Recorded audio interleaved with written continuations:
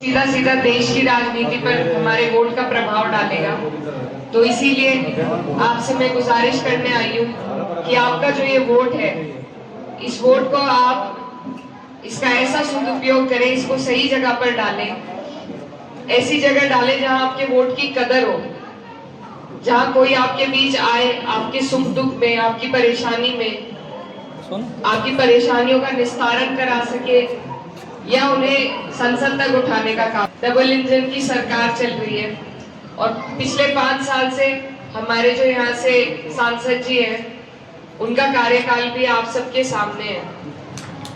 इतने धरने हमने यहाँ मील पर दिए, एक भी धरने में हमारे सांसद जी ने आकर किसी की पूछ नहीं करी कि क्या परेशानी है।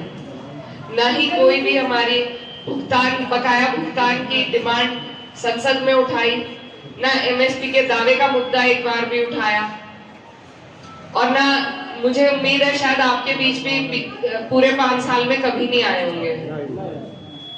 तो जो सत्ता है, डबल इंजन की सत्ता है, उसका लाभ भी तभी होगा हमें जब हमारा जनप्रतिनिधि कोई ऐसा हो जो हमें लाभ पहुंचाना चाहता हो। हर जगह प्रधानमंत्री आके काम नहीं कर सकते, हर जगह मुख्यमंत्री नहीं काम कर सकते। यहाँ के काम यहाँ के एमएलए, यहाँ के एमपी, यही के लोग कर सकते हैं। और जब वही लोग हम ऐसे चुनेंगे जिनकी इच्छा ना हो हमारे लिए कुछ करने की, तो फिर 5 साल का पछतावा रहेगा। आज 5 साल के पूरे कार्यकाल के बाद ये वक्त आया है हमारे पास। गलती उनकी नहीं है, गलती हमारी है कि हमने उन्हें बिना मांगे अपना वोट दिया। 90% एक तरफा वोट दिया, और जब बिना मांगे कोई चीज दी जाती है तो उसकी कदर कहीं नहीं होती। तो जब हम धरनों पर बैठते थे, सब बड़े बुजुर्ग यही कहते थे, परेशानी में ही धरनों पे बैठा जाता है, कोई अपनी मर्जी से खुशहाली में नहीं बैठता। अपने ही पेमेंट के लिए जब आप धरने देते थे और वहां हम सब बैठते थे, तो बड़े बुजुर्ग यही कहते थे कि अब के मौका आएगा तो अब बताएंगे। आज ये मौका आपके हमारे सामने है। अगर हम इस बार इस मौके से चूक गए तो फिर 5 साल का पछतावा होगा। तो ये जो सरकार है, इसके पास पैसे की कमी नहीं है, लेकिन आपका और हमारा 200-300 करोड़ जो मिलों पे है, वही ये दिलाने में क्यों चूक जाते हैं, क्योंकि ये आपकी और हमारी खुशहाली चाहते ही नहीं। ये बात आपको और हमें समझने की है और इसी को सोचते हुए अपना वोट देने की है। तो ये टाइम है आपका, आपने जो पूरे 5 साल परेशानियां झेली हैं, उसका जवाब देने का यही वक्त है, और माध्यम है वोट, और किसी तरीके से हम जवाब नहीं दे सकते। तो इसीलिए मेरा आप सभी से अनुरोध है कि आप लोग सही जगह वोट डालें। मैं भी इस क्षेत्र की बेटी हूँ, मेरे पिताजी यहाँ से विधायक भी रहे, सांसद भी रहे, और उन्हें खास तौर पर जाट समाज का बहुत लगाव था उन्हें जाट समाज से, और बहुत प्यार उन्हें मिला।